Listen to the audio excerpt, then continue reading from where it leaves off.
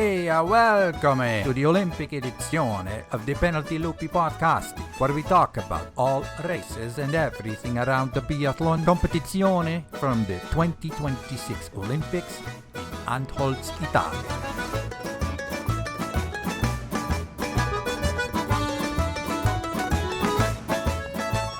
Grazie for listening, and if you enjoy the podcast, leave us a 5 stars or a like on your podcasty platform, or send us a message on social media.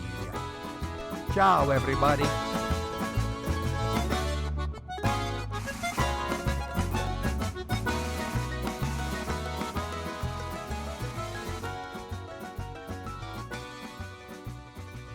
Buongiorno.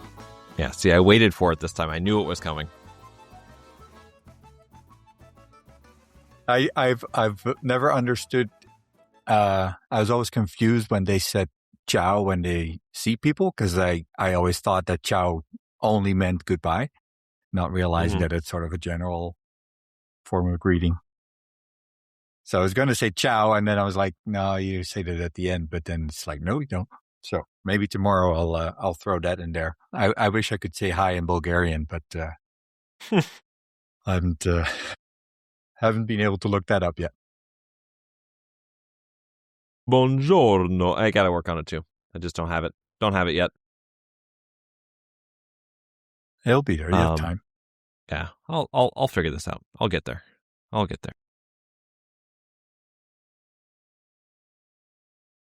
are you doing after that? I'm doing good. I unfortunately missed the first little bit there. But I think Hauser was the first in the red group to start. And I literally came in when she started her first prone. So, but then again, red group, not a guarantee for the best results as we saw. It's pretty damn close. But yeah, it's a lot of different emotions, I guess. I mean, awesome result for Simon. No doubt. I'm laughing because now anytime I think about emotions in biathlon, I apologize. I'm just going to think of Sturla.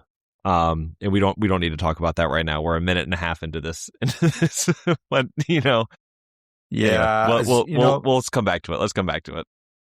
Oh, let's just get it over with. I purposefully decided to just not even look at it, and to my shock, like there's literally in my whole life, I can remember 2 news items on the Dutch national news.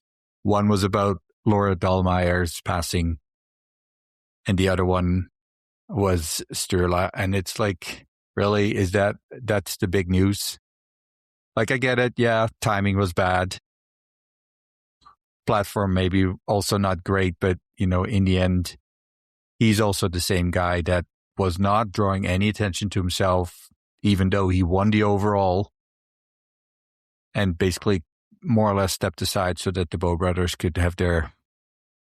No, not that he had a choice much, but I mean, I think he took that very graciously. Yeah. The fact that now you're reading that he's a guy who is all over the place and draws attention to himself, and it's like, come on, give the guy a little bit of credit. Yeah.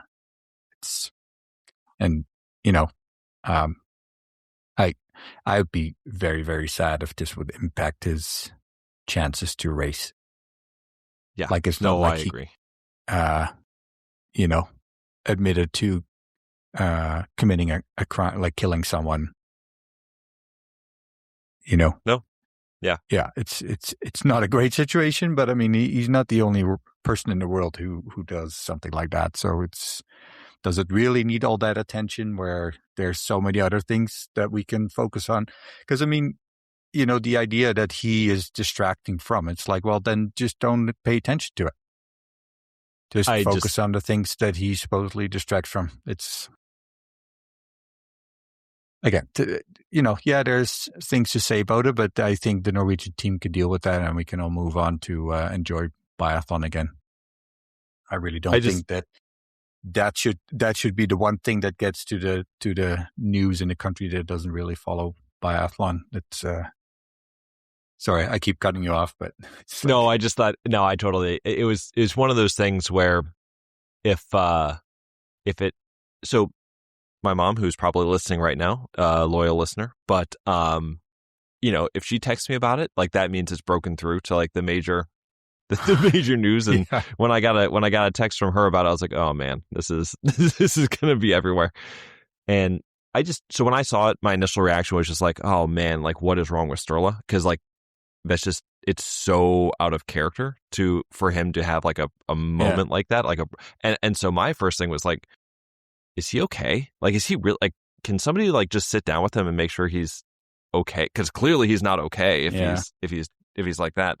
So just make sure he's okay, because clearly he is in a bad mental spot if that is the first thing that he's bringing up in his post-race interview when he just won the bronze medal. Like his this is a career aspiration. And a lot of us have been there.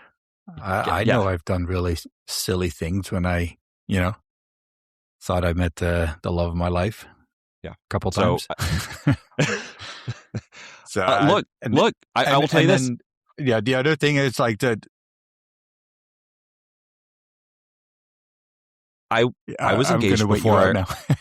I was engaged before I met my wife, right? And that didn't work out, right? And so we all do dumb things. That's just me saying we all do dumb things. Now, do we all say them on a national interview right after we won a medal? No.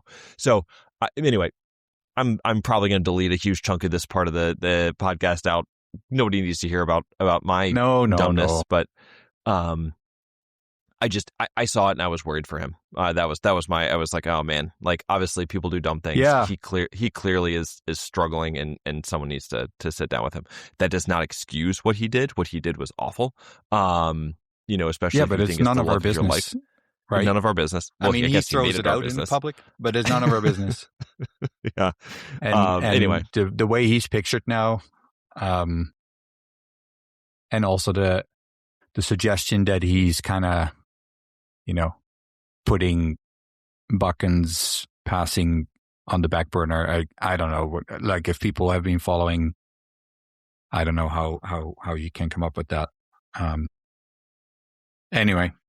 I will say I do feel definitely bad for not an ideal picture, but for the young woman, whoever she is, who suddenly had her stuff kind of all over the map. So, I do feel bad for her, but that just. But let's not fall into the same rabbit hole. Let's start about the race.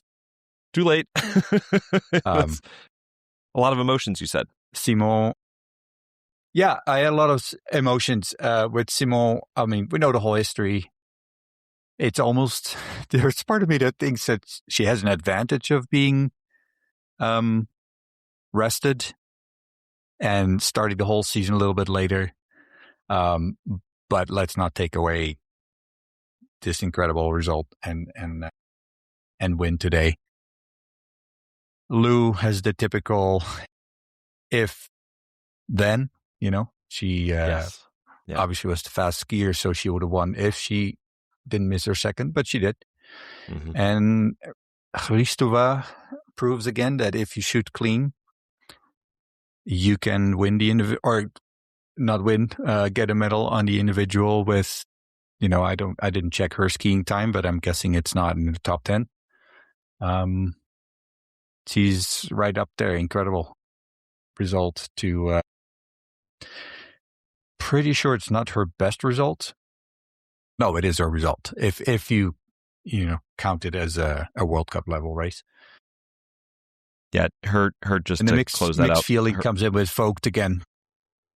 Just saying, her course time rank was 34th. Yeah. Yeah, and I was going to say Voigt.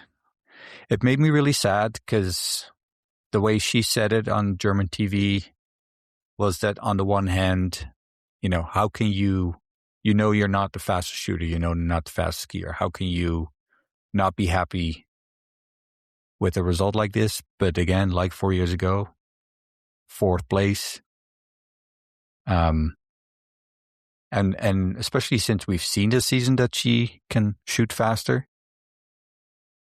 But, you know, the individual is also so unforgiving, right? So it makes me a little sad that it didn't work out for her to get a medal this time, or again this time. But I really hope, and her response was that, you know, she was on the one hand excited about the race, but she also knew that people would start talking about her shooting time being too slow and her ski time being too slow. And it kind of made me sad that she feels that she's already mentally preparing for that.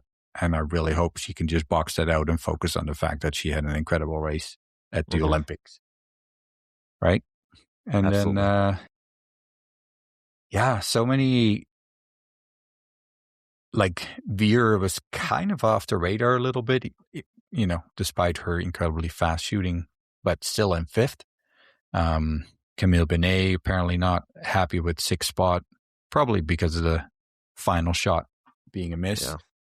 Meier, who we talked about, who had a not very good race in the relay, seventh place. Hetty Gwaltz up there. Best Swede, Jesblom, probably not the person people would have picked.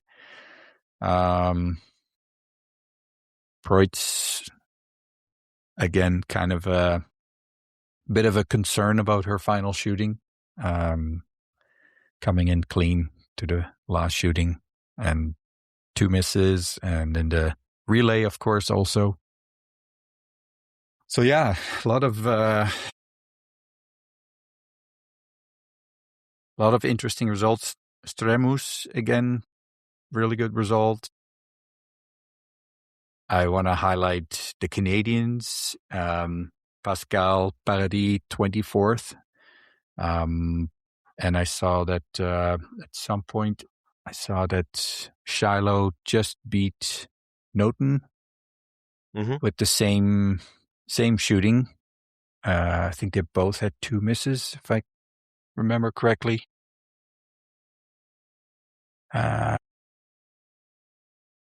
Schierkheide, 5 misses, still being off. We were hoping for redemption, but maybe she can do that in the next race. Baiba having a really good result. I forgot her 22nd. Like, there's so many things. Vitozzi, I haven't basically seen her the whole race. Ukalek, like her brother, having a very strong race, only 1 miss. So many things. Like, I thought it was a very interesting race to watch. Absolutely.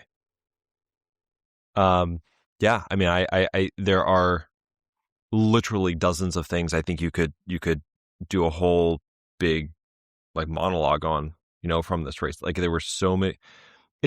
And I guess this is sort of how the individual is. There's so many little stories within the race, right, that ultimately come together to give you the full picture. I'm just going to go right to the top.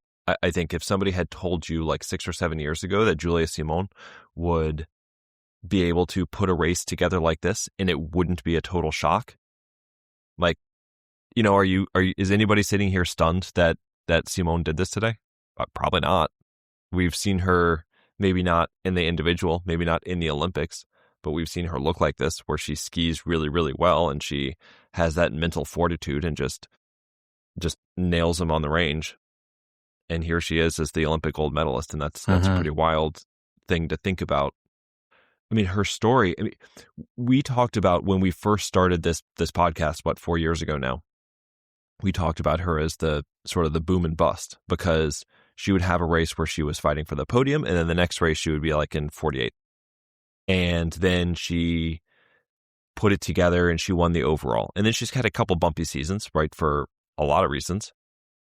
But she sort of kept that high level together. And now this is just the ultimate cherry on top of that sundae, that she's got the mental level.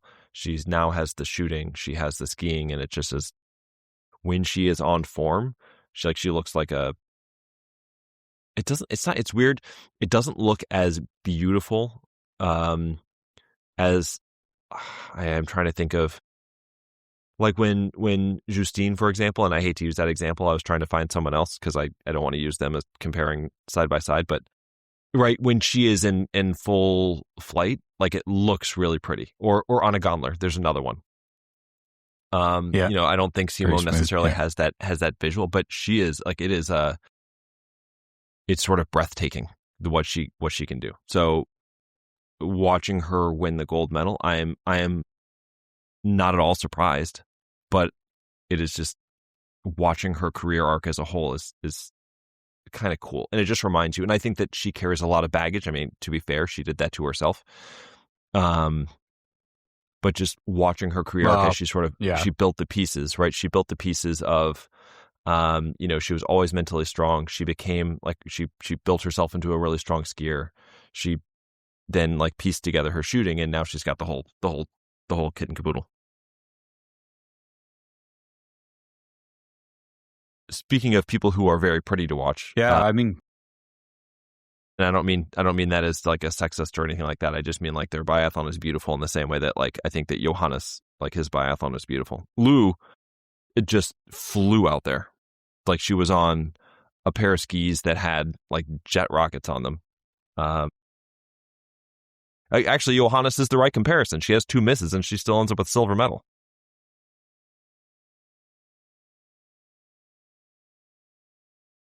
yeah, and again, like every time before, you look at her and you're like, doesn't look super fast, but it again, like I was actually thinking you were going to mention her as a athlete who just looks really smooth and beautiful when they're skiing, because I'm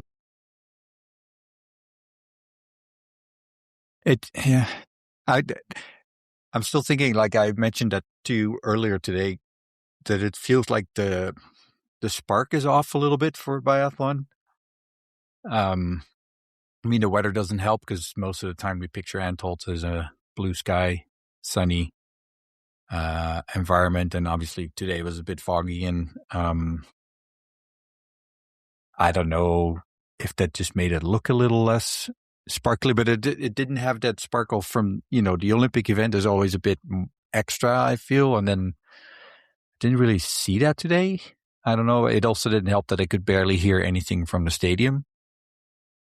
I don't know what the problem with that feed is, if it's just my setting on TV or something, but I barely hear anything. So you really feel that you're not, like, that idea of being in it kind of thing. Yeah.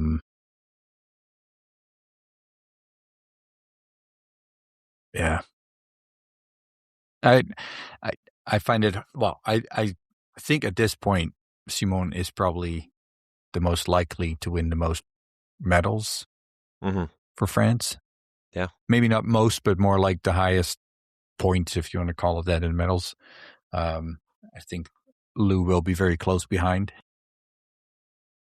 But just the shape Simone is in and the mental space she's in, which is only getting better with these 2 results. She looks like she's racing free to a certain extent, and I wonder if just having this, I think in her mind it's behind her, right? Maybe not in the mind of some fans, maybe not in the mind of all of the athletes, but for her, it's done, the book is closed, and she can sort of just go and let it go. And then I think to another extent, like she sort of is taking on a bit of and she's always had this, right? She's always been a showman, right? The bows, the spectacular shooting in some of the relays and then turning to the crowd, and Johannes could do this too. So this is not like a criticism.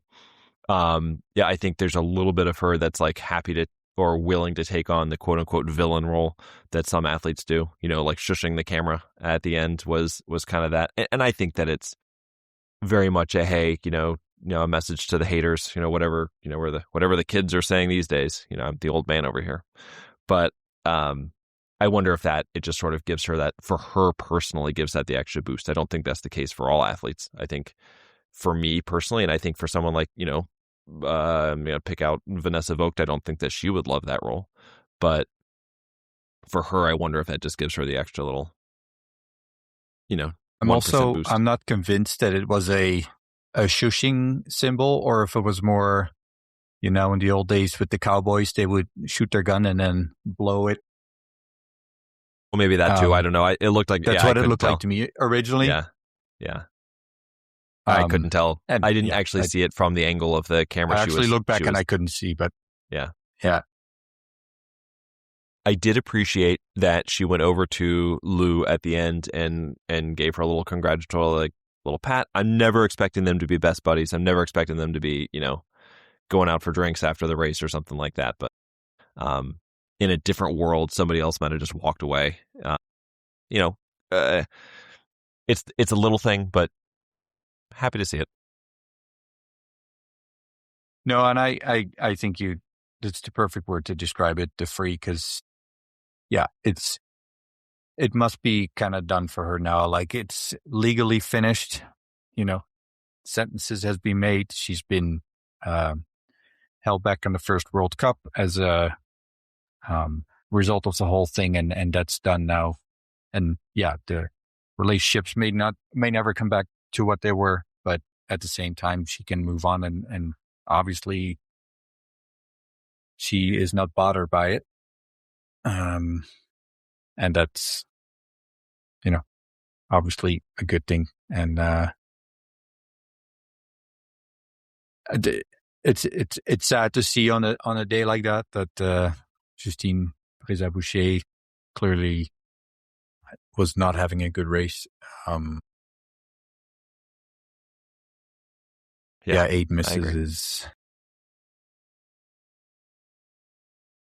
and I didn't see. Perhaps she had. Started with 2. I thought maybe she started with 4 and then thought, well, the hell with it. I'm going to just go all out or whatever. Yeah, if your shooting is the same as Lampic, not a great. Yeah.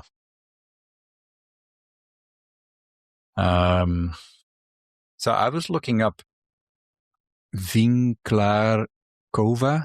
Yes. Czech Republic, who improved her personal best from, I believe, 29th of 6 years ago in Östersund to 11th today. Hell of a day. With a miss. Yes. Unbelievable day. And like I said, there's so many interesting results, like Marte Krakstad Johansen, best Norwegian.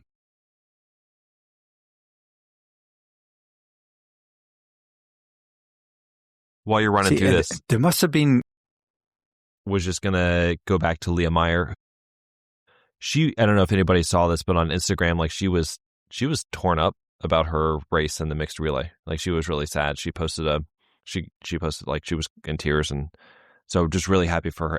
Happy for all of them, but that she was able to bounce back like this in her first Olympics, her first non-relay. Goes out there and has a 19 out of 20, and not just that, but she puts up a career best, finishing in 7th. So, and you could do this right. It's the old, if she goes 20 out of 20, that's a medal, that's a silver. So it's a hell of a race. I'm really, really happy for her. You were about to mention somebody else. I apologize. No, I was more thinking of the fog I mentioned earlier, the weather conditions. I can't imagine that they had little impact on the race, because there are some people, the skiing was very off. Like Suvi, with 2 misses, I wouldn't expect her to win the gold, but I would still expect her to be up there if the winner only has 1 miss. Baiba, we know, is a super fast skier. She was 3rd fastest skier today, only behind Jeanmonnot and Simon. Tanrevold skiing was good. Schierkeiter was good, where you expect him. Lampic, only 9th in skiing, which is kind of shocking considering there's no penalty loops to add more distance. Elvira, 15th. Weird, right? Ski time. The Swedish skis, I think, are just not good, because I'm looking at what the men did yesterday. Weird.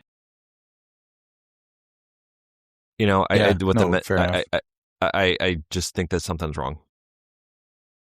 Samuelson and Ponsaloma, they were in Novo Mesto, right? They weren't at the training camp in Livino.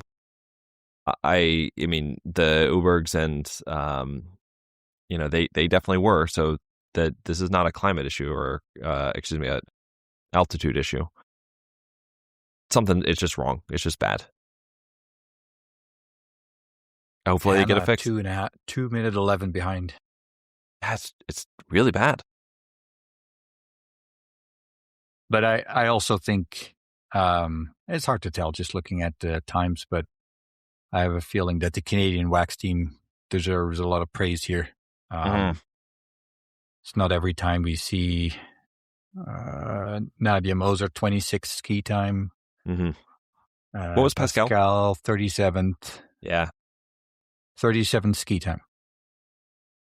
Pascale. I am over the moon for Pascale today. I mean, you and everybody who has been with us since the beginning knows I've been talking about her since she was a 19-year-old junior. But seeing her go out there and have that race today, I was thrilled. And that she got some camera time at the end, because I think so many of these, because it was just really nice that she got some shine, and it was Jules who was calling it, and just that it gave me some goosebumps to see her have that race. I know German TV as well. Like both Lesser and Dexy were excited to see her celebrate. Like they were mentioning that it's great to see, even if you're not in the medals, but still super excited about a good race. And yeah, I'm still looking at the other times, and Shiloh, who I think we could argue is the fastest skier on the Canadian women's team. Typically, she came in 61st. So I originally, when I saw the initial rankings, I thought, is it maybe a brand thing? But then Jeanmonnot and Benedika are Fischer, Simone is Salomon, I think Vitozzi Rossignol, if I remember correctly. I'm not 100% sure, but so that doesn't necessarily seem to be impacting. It can also be, people adjust differently to altitude, right? I can't say I know much about it, but I have heard that, some people take a lot longer. Some people do really well the first couple of days and then have a setback. Maybe this was one of those days. Who knows? But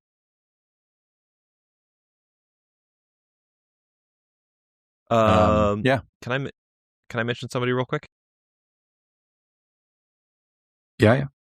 And we talked about her a little bit earlier, but Camille Bened just looked devastated in the finishing area. It broke my heart. She looked crushed. And this is somebody we've talked about so many times about what an awesome season it's sort of been, this magical year. And she finishes 6th, which is awesome. She finished 6th at the Olympics. And actually the really cool thing is for her, finishing 6th is not a surprise at this point. She's been in the flower ceremony so many times on the World Cup, but 6th at the Olympics, the people ahead of her are, the medalists, including Simone and Jeanmonnot, Hristova, and then you have Voigt and Veer, and that's it. That's the entire list of people ahead of her, and it's just just seeing her so broken. I know that a lot of it is that she knows that last miss kept her from a medal, but I hope that with a little bit of silver.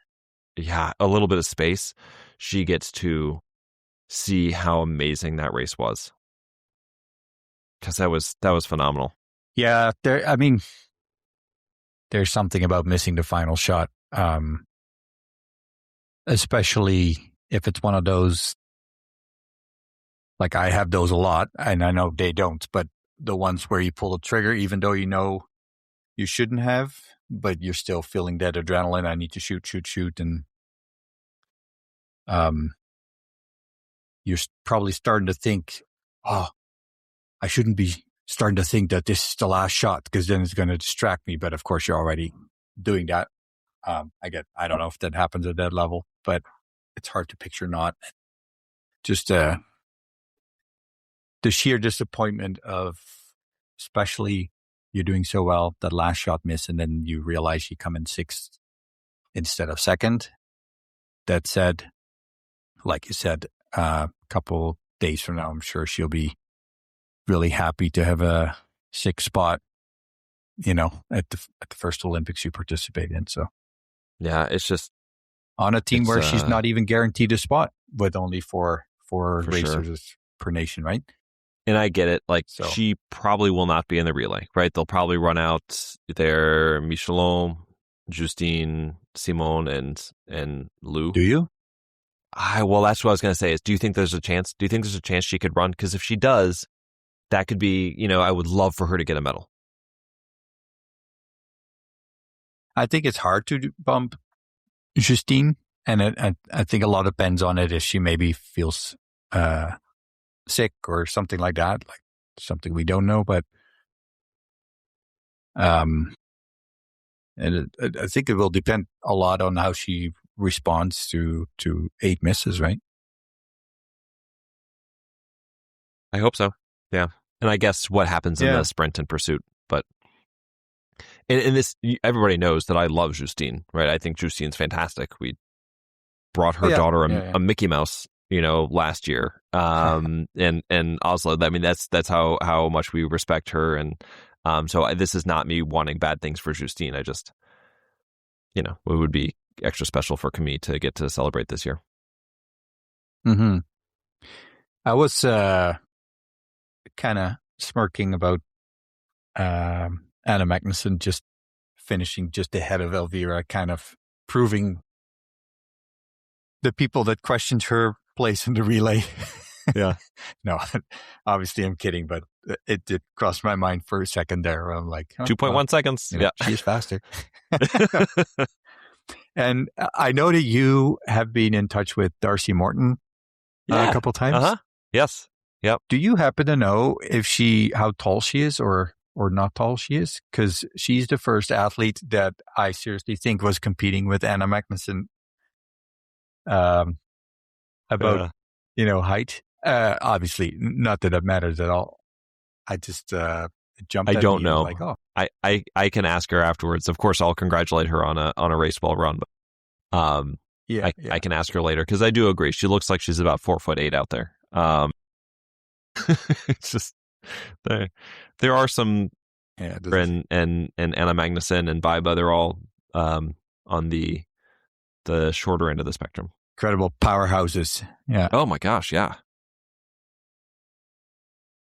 Do we mention Margie Fried earlier today as having a great race? Finished in 21st, the top American on the day. That was really cool. Her career best, I think it was like 34th.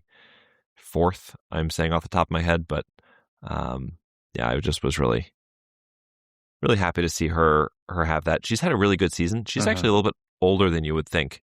Personal best was 31st before this, but just really locked in this season and has been in the points, if not every race.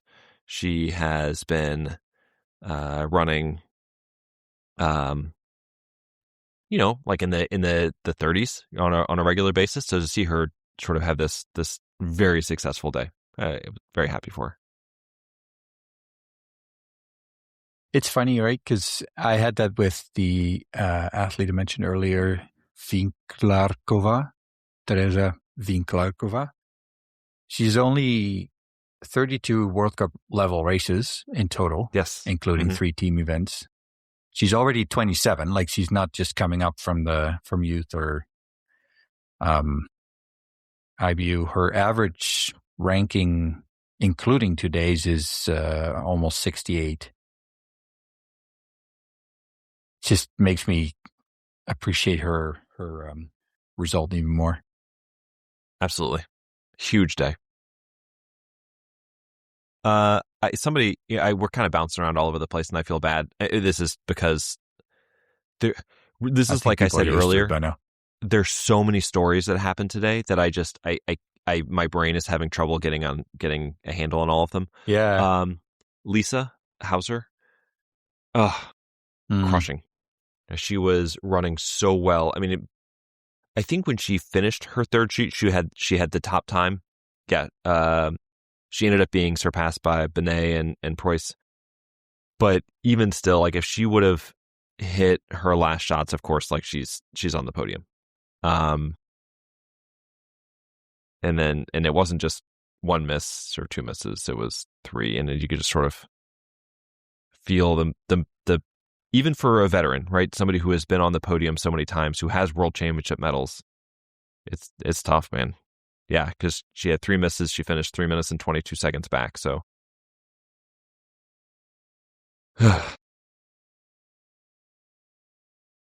that's hard. And the evil little guy in me says that's what I love about biathlon, because you can have three shootings where you're like feeling on top of the world and you're right in the mix, and then slap boom in your face, 3 misses out of 5, you're done. Mm-hmm.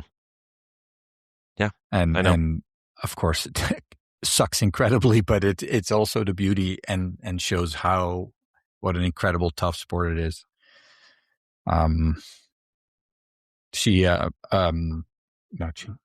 Grotjan was saying that so usually when they climb a pretty decent hill, their heart rate is about 190, 185, 190. And then so they tend to slow down a little bit as they approach the range, and then in the range itself they slow down even more. And then she said that she was checking her heart rate. I think she was talking when she had her misses, and she said it was still 187. And at this point, she wasn't really sure why, if she just pushed harder than she thought she was, or if it's just the atmosphere in the stadium or the stress of the Olympics. Obviously, for her, it was the first race at these Olympics. Just a realization that at 187, I'm probably very close to then going to 0. Which, fair enough. I got about 30 years on her, but still, it's just imagine 187 heart rate, and then trying to shoot. That's crazy, man. Absolutely. Yeah. I think it was at her for her third shooting, where she was like, "What the hell?" And then she saw her heart rate. 187, just for perspective, the normal human heart rate, like for just your people walking around in everyday life, we consider normal to be anywhere between like 60 and 90.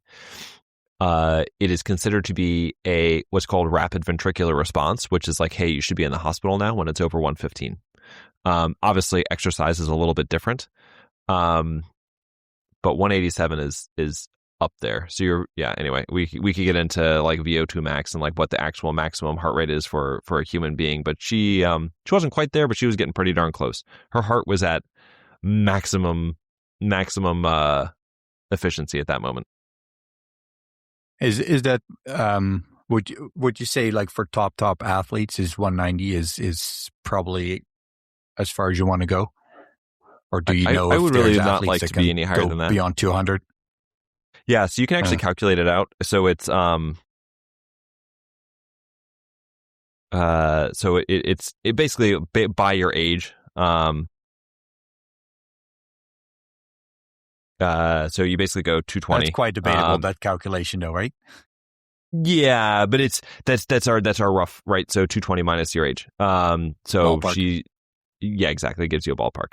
People go over it all the time, but that's rough. And then there's something called VO2 max, which is the maximum oxygen carrying capacity, and that's a whole other conversation. That's a little more accurate. But that's a conversation for a different podcast. Of oxygen, right? Yeah, it's basically the how efficiently you're transporting oxygen. So there is a limit at which, because you have to be able to get oxygen across the barrier in the lungs and then absorbed by the blood. And if your heart is beating so fast, then you're obviously going to be breathing really fast. Anyway, so it just becomes less efficient.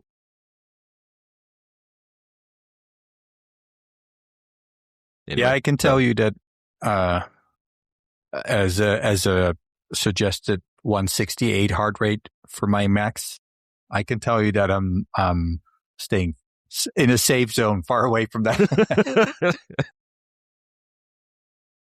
Good. I'm glad you're staying in a safe zone. Everybody out there stay in a safe zone. We are 40 minutes into this. Did we give Lora Hristova enough time today? Probably No, not. probably not. Yeah. To all fairness,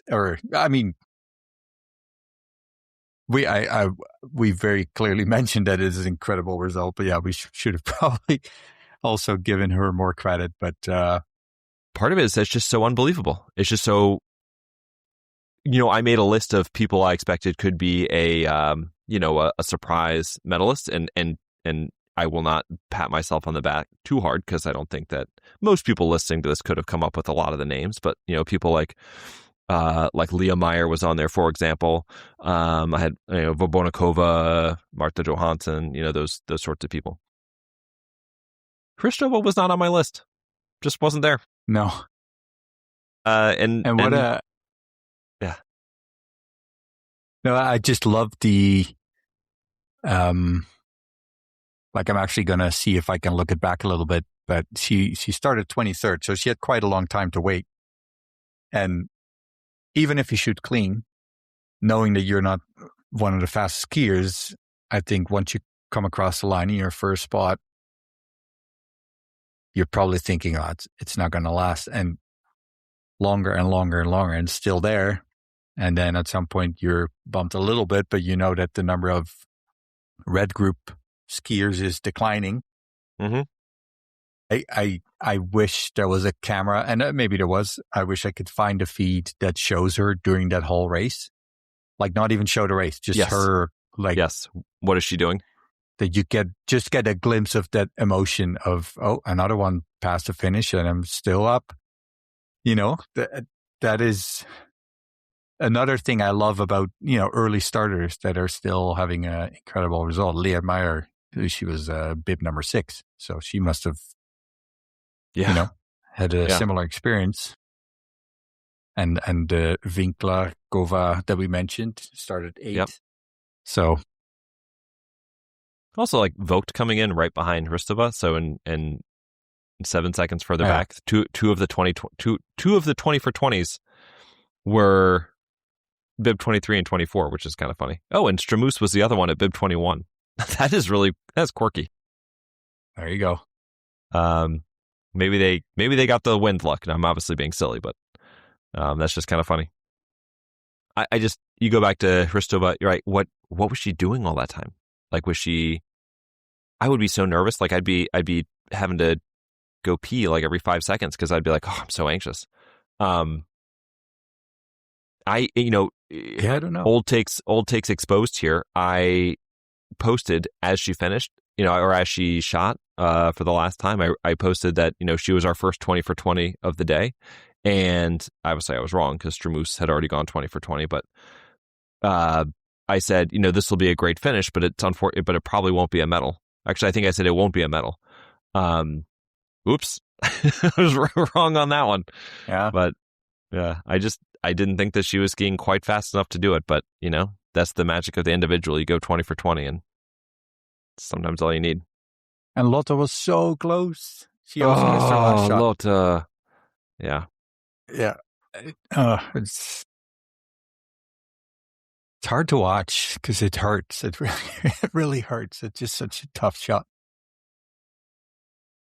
I hope that I'm obviously her family is there, and they are maybe wearing some very special sweatshirts while they're there. And hopefully we get a picture of that. But I hopefully they were able to give her some big hugs after that. She had a great race. I love it for her. I wish she would have gotten that last shot. Yeah. A lot of people. And I noticed that Benita Pfeiffer did not start. Yeah. I'm going to guess that she's not feeling great. So from here, Benita, I hope you feel better soon, and that we'll see you in the next race. Absolutely. Anybody else? Do you think we're going to see another surprising medalist? Or was this it? Was this our surprise for the year?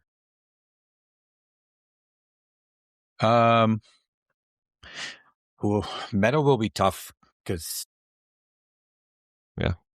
Pursuit would be the big one. Or I guess from now mass start. on, it's like, there's only 2 shootings.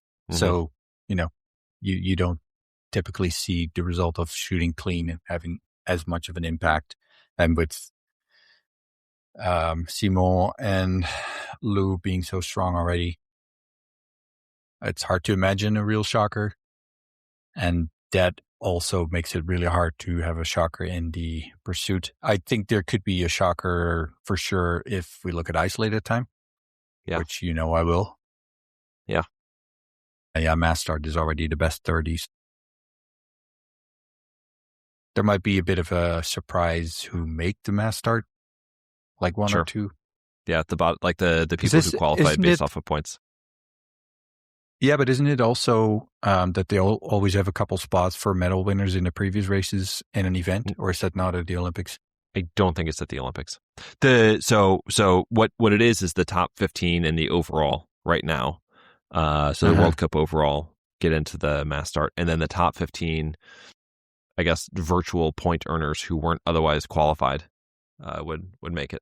Okay, like at the event, like the Olympics. Yeah. Well, maybe not at the Olympics, but typically the races that have been. Yeah. So like I don't remember what Lora Hristova's overall ranking is, but she's not in the top 15. So she wouldn't already. No. So she is right now 73rd overall. So, but she will undoubtedly be in the mass start after her bronze today, assuming that. I mean, I there's no way that she's going to fall out of it. Yeah, that'd be cool. That'd be a surprise for sure, and I'm sure there's going to be a couple more.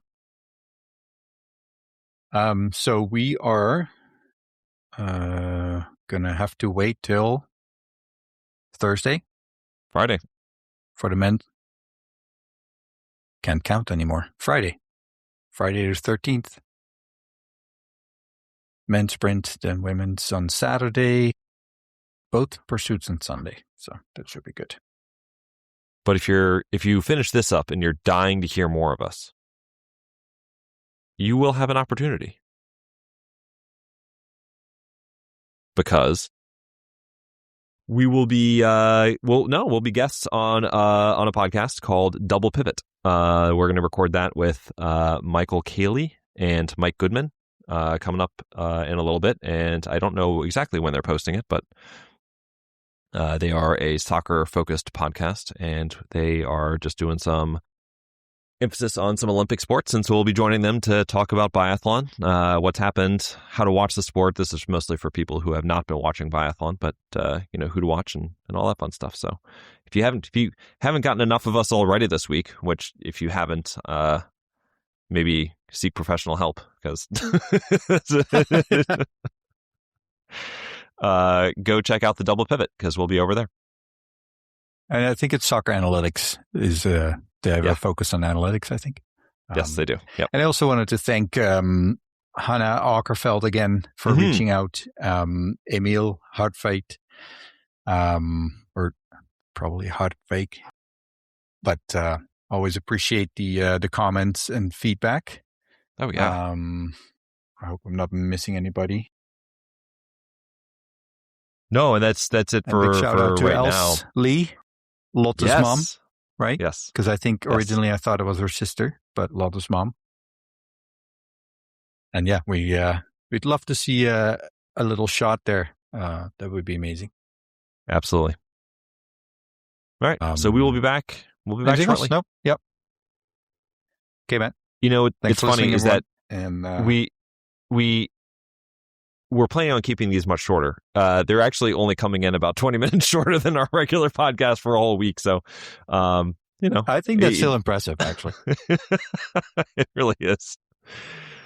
So the entire time while we've been recording, I've had the race running in front of me again on replay, and they just showed Lotte Lie finishing, and poor girl gave absolutely everything. She is exhausted at the finish. Man, I hope her. So for those who didn't click end podcast yet, so this is the moment where Jordan says, "Wow, we did really well keeping it short," and then we end up talking for another half hour. What's really funny is that actually is what happens usually after we end podcasts. We just go on and on and on. Yeah. All right, let's get out of here. I'm going to hit on end podcast so we can get to that. Yeah. Okay, take care.